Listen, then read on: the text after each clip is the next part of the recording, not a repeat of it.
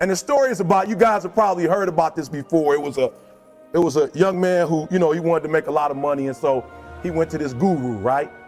And he told the guru, I want to be on the same level you're on. And so the guru said, if you want to be on the same level I'm on, I'll meet you tomorrow at the beach at 4 a.m. He like, the beach? I said, I want to make money. I don't want to swim. Guru said, if you want to make money, I'll meet you tomorrow, 4 a.m.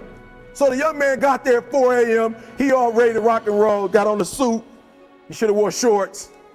The old man grabs his hand and said, how bad do you want to be successful? He said, real bad. He said, walk on out in the water.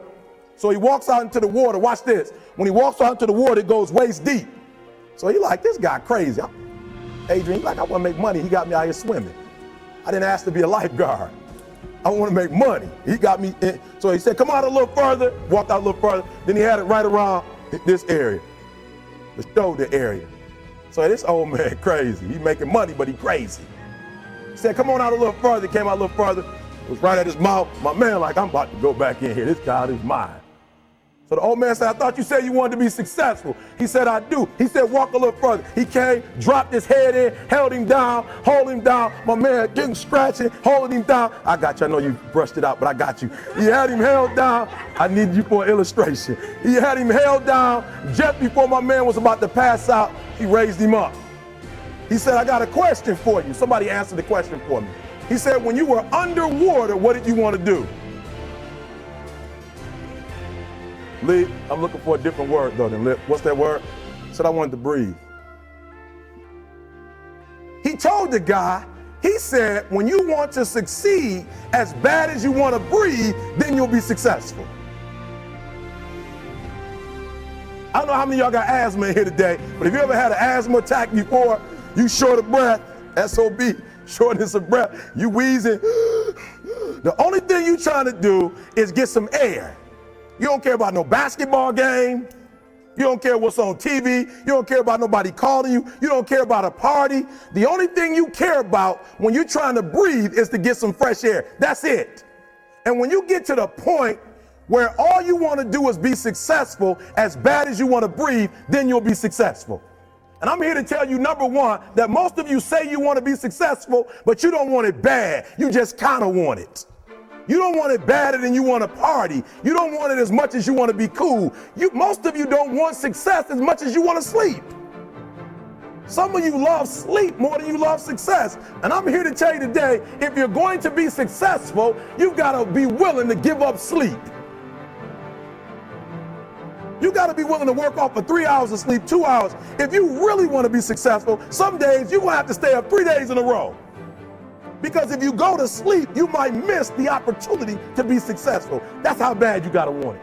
You got to go days without, listen to me, you got to want to be successful so bad that you forget to eat. Beyonce said once she was on the set doing her thing, 3 days had gone by, she forgot she didn't eat because she was engaged. I'll never forget when 50 Cent was doing his movie, I did a little research on 50, and 50 said that when he wasn't doing the movie, he was doing the soundtrack. And they said, when do you sleep, 50? Sleep, he said, sleep. Sleep is for those people who are broke. I don't sleep. He said, I got an opportunity to make a dream become a reality. Football players, how many football players? Got anybody like football in here? Raise your hand. Anybody like football? Emmitt Smith. I used to be a Cowboy fan before they did my boy Tom Landry wrong. I used to be a Cowboy fan. And watch this, there was a commercial. Emmitt Smith had won his first Super Bowl, and he had this commercial when he was lifting weights. I don't know if you saw the commercial when he was lifting, and Emmitt said, you know what? I won the Super Bowl, so I can rest now. He was doing his bench press. So he said, I won the Super Bowl, so I can rest now. So he throws up about 325, boom. And he rests for about 2 seconds. And he, boom, boom, boom. Did you see that? He'd already won a Super Bowl. He said, I think I'm going to take a rest. And he rests for how long? 1 second. Most of you won't be successful because when you're studying and you get tired, you quit. And I'm here to tell you today, if you got somebody came in my office the other day crying. I said, look, don't cry to give up. Cry to keep going. Don't cry to quit. You already in pain. You already hurt. Get a reward from it. Don't go to sleep until you succeed. Listen to me. I'm here to tell you today that you can come here, you can jump up, you can do flips, you can be excited when we give away money. But listen to me, you'll never be successful until I don't have to give you a dime to do what you do. You won't be successful until you say, I don't need that money, because I got it in here. So listen to me. Emmett Smith said this at the end of the commercial. Emmett Smith said, all men are created equal. Some work harder in preseason. I'm going to say it again because you might have missed it. All men are created equal. Some work harder in preseason. So that means that there are some people who are going to see the professor, going to see the TA. And even when the professor says, I don't meet with you, my TA meet with you, you say, I don't want to talk to your TA. I don't pay the TA. I pay you to teach me. So you're going to have to find some time to meet me. If I got to meet you at the mall, if I got to meet you at your house, you are going to see me. Listen to me. All men are created equal. Some work hard in preseason. When I went to college, guys were way smarter than me. 4.0s, 3.0. They went to the Ivy League high schools, came to Oakwood from these great high schools. Most of them are not doing what I'm doing. Why? Because it's not about where you come from. It's about heart. You come to a place where, being smart ain't enough. You got to have heart. That's number one. Watch number two. Number two, catch number two. I wrote it down. I wanted to make sure you got it. It says to be, watch this. We're talking about sacrifice now. The important thing is this. You're writing while I'm saying it, because I only have about 3 more minutes. Listen to me. The most important thing is this: to be able at any moment to sacrifice what you are for what you will become. That's the number 2 thing. You got to catch that one. To be able to, listen to me, at any moment. Some of you can make sacrifices when Monday Night Football is not on. You can make a sacrifice. But when the game come on, for some reason, you just attach to it. For some of you, when your favorite show come on, you can make sacrifices on Sunday when ain't nothing going on. But when your favorite show comes on Monday, bam, some of you focus until the phone ring, and then you like, I gotta answer it. If I don't answer the phone, I'm gonna die.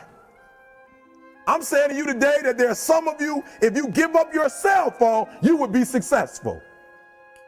But your cell phone is more important to you than your success. I'm gonna say it again. I'm gonna hurt somebody.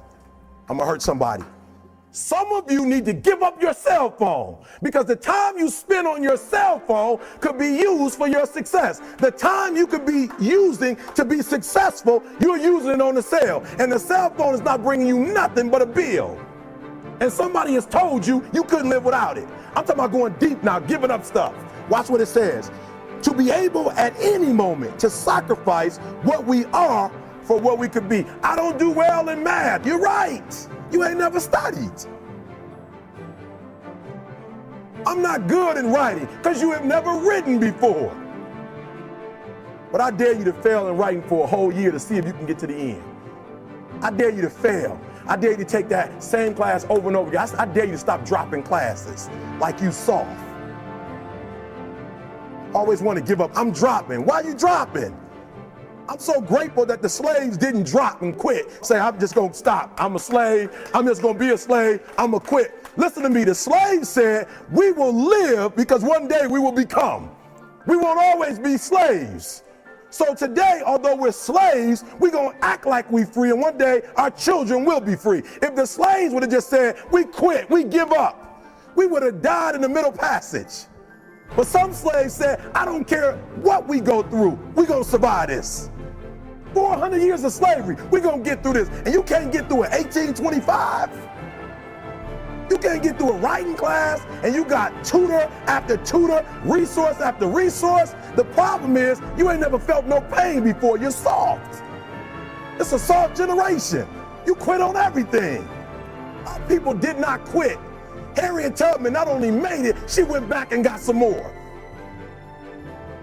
She said, you know what, I made it, but I'm going to walk listen to me, not ride the bus. I'm going to walk all the way back down to the South to get some more. And you quitting on 1825? Now watch this. You quit after you, listen to me, you get a sleeping bag and you wait for them. You wait for the first WRA instructor to come in, and you come out your sleeping bag, I need help. You quit after you do that. You quit after you had, listen to me, a WRA party. I'm having a party. Everybody come over. I got food, everything. And let them get over there. Let it be all the best writers. All right, I fooled y'all. I want to have a writing party.